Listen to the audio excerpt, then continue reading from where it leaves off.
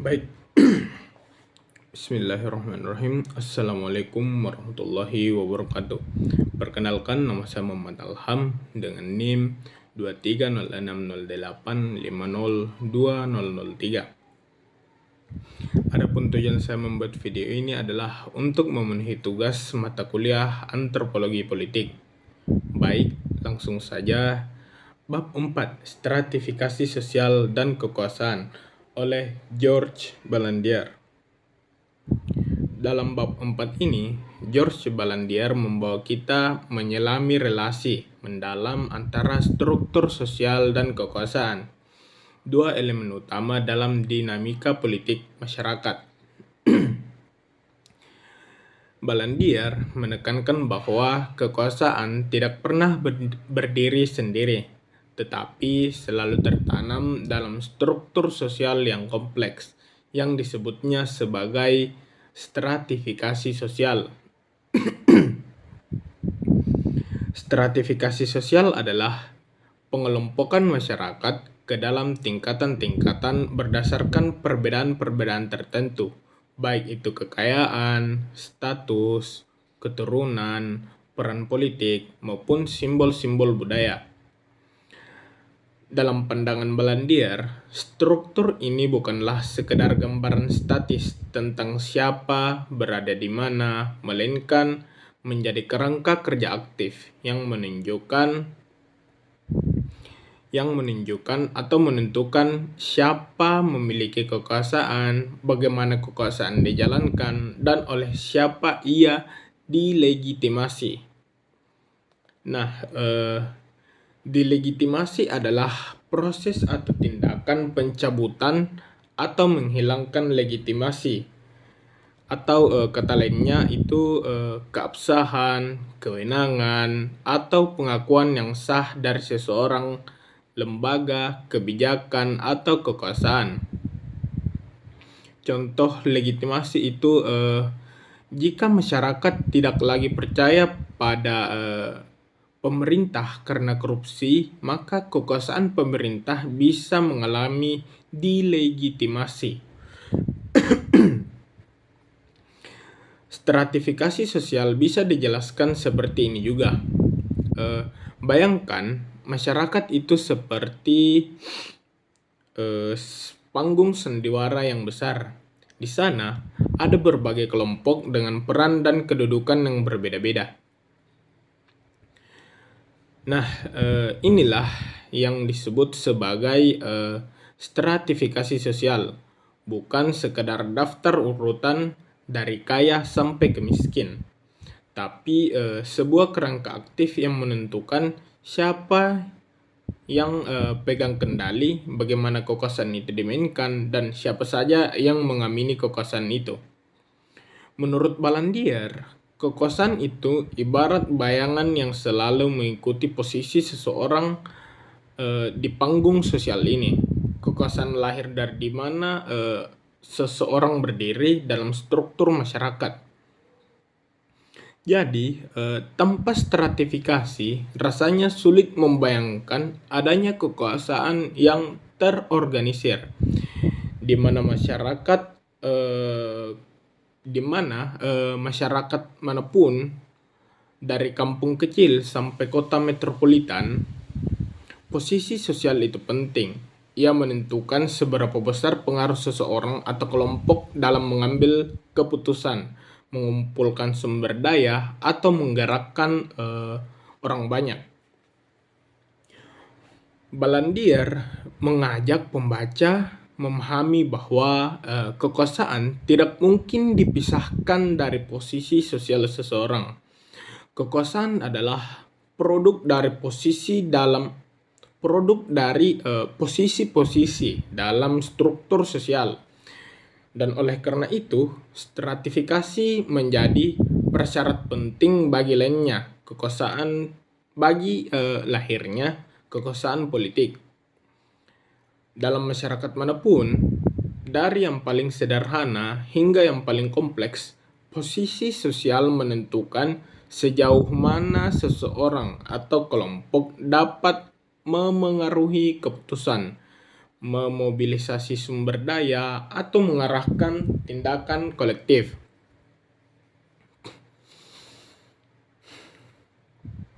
Balandier memperlihatkan bahwa dalam masyarakat tradisional, stratifikasi bisa dilihat dalam bentuk-bentuk seperti kasta, klan, atau garis keturunan. Disinilah kekuasaan muncul dari faktor-faktor simbolik seperti magis, religius, atau adat. Pemimpin seringkali tidak hanya menjadi pemegang otoritas administratif, tetapi juga tokoh simbolik yang memiliki legitimasi dari alam sakral. Misalnya, kepala suku bisa dianggap memiliki hubungan istimewa dengan roh leluhur, dan itu membuatnya layak menjadi pemimpin suatu suku.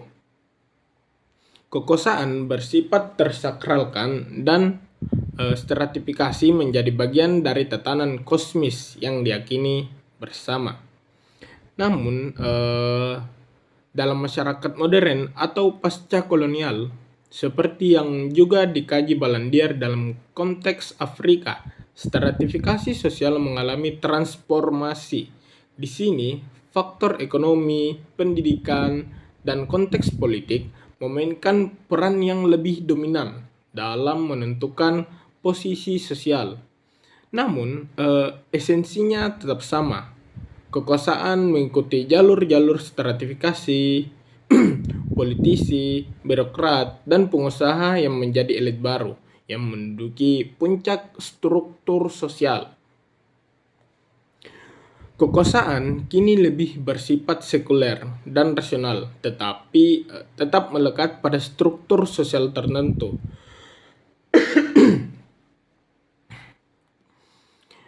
Balandier juga menekankan bahwa stratifikasi sosial menciptakan ketimpangan dan dari sinilah muncul konflik.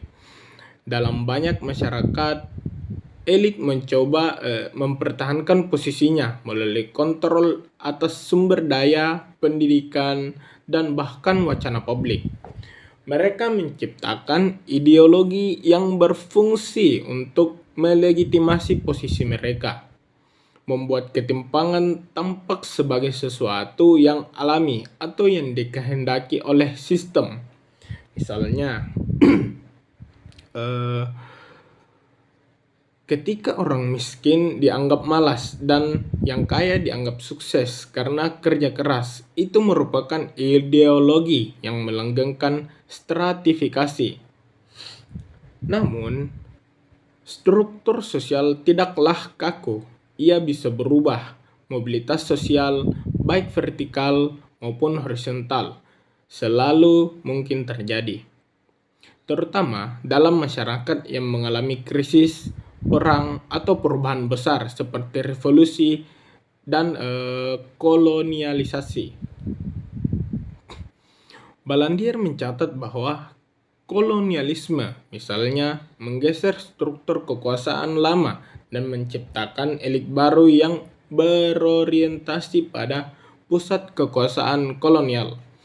Di saat yang sama, muncullah gerakan-gerakan resistensi dari bawah yang menciptakan atau yang mencoba menantang dominasi ini. Disinilah terlibat bahwa stratifikasi bukan hanya alat kekuasaan, tetapi juga medan perjuangan. Dengan demikian, Balandier memperlihatkan bahwa politik bukanlah sesuatu yang berdiri sendiri, melainkan selalu berkelindan dan dengan struktur sosial tempatnya tumbuh. Ia membuka wawasan bahwa memahami kekuasaan harus dimulai dari memahami bagaimana masyarakat tersusun, siapa punya apa, siapa tahu apa, dan dianggap sah oleh siapa. Kekuasaan tidak dipahami hanya dari institusi, tetapi dilihat sebagai hasil dari relasi sosial yang lebih luas. Stratifikasi sosial dan kekuasaan menurut Balandier adalah dua sisi dari mata uang yang sama. Di suatu sisi, stratifikasi menciptakan kondisi bagi lahirnya kekuasaan. Di sisi lain, kekuasaan bekerja untuk memperkuat dan memperpanjang stratifikasi itu sendiri.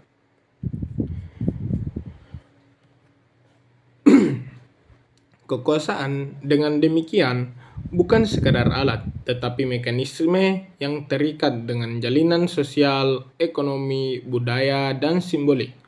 Nah, adapun 3 poin utama yang akan saya jelaskan ulang sedikit terkait dengan penjelasan saya tadi. Yang pertama itu tata aturan dan subordinasi. Balandier memahami bahwa setiap struktur stratifikasi sosial pasti melahirkan suatu sistem tata aturan yang melegitimasi dan memelihara hierarki yang sudah ada. Tata aturan ini bersifat formal, seperti hukum dan regulasi, maupun informal, seperti norma sosial, adat istiadat, dan tradisi. Dalam masyarakat, dengan stratifikasi yang jelas, tata aturan ini seringkali mencerminkan ketimpangan kelompok dominan dan berfungsi untuk mempertahankan posisi superior mereka.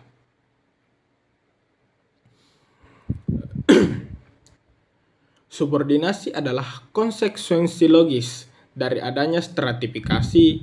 Kelompok-kelompok yang berada di tingkatan yang lebih rendah dalam struktur sosial cenderung memiliki akses yang lebih terbatas terhadap sumber daya, kekuasaan politik, dan pengambilan keputusan. Terus poin yang kedua adalah bentuk stratifikasi sosial dan kekuasaan.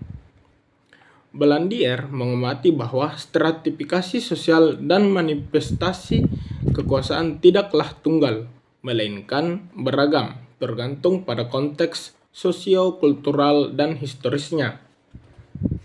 Balandier membedakan antara bentuk-bentuk stratifikasi tradisional dan modern, serta bagaimana kekuasaan terjalin di dalamnya.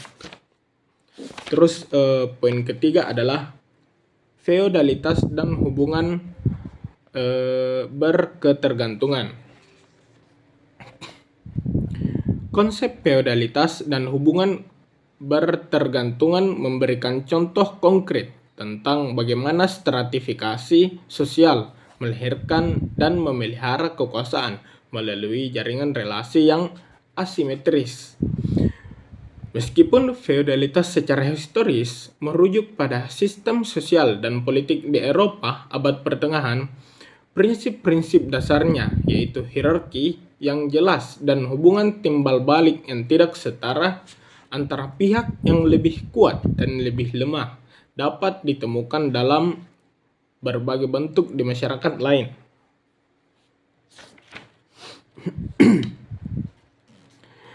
Dalam sistem feodal, kekuasaan distribusi secara hierarkis dengan raja di puncak dan para bangsawan di bawahnya yang kemudian membawahi para petani atau penggarap tanah. Kekuasaan dan sumber daya atau tanah, terutama tanah, dipegang oleh elit, sementara mayoritas penduduk memiliki ketergantungan ekonomi dan politik pada mereka. Hubungan ini ditandai oleh pertukaran kewajiban dan loyalitas yang tidak setara. Pihak yang lebih lemah memberikan layanan, misalnya tenaga kerja, hasil panen, atau dinas militer, kepada pihak yang lebih kuat sebagai imbalan atas perlindungan dan akses ke tanah. Nah, akhirnya pada bab ini Balandier mengajarkan kita berpikir bahwa dalam memahami masyarakat baik tradisional maupun modern, kita tidak bisa hanya melihat hukum, institusi, atau kebijakan. Kita harus menggali lebih dalam siapa yang duduk di mana, dan dalam tatanan sosial, bagaimana mereka sampai di sana, dan bagaimana mereka mempertahankan posisinya itu. Politik adalah tentang relasi kuasa, dan relasi kuasa hanya dapat dimengerti melalui struktur sosial yang melandasinya. Baik, itu saja yang bisa saya sampaikan. Billahi taufiq wal hidayah. Assalamualaikum warahmatullahi wabarakatuh.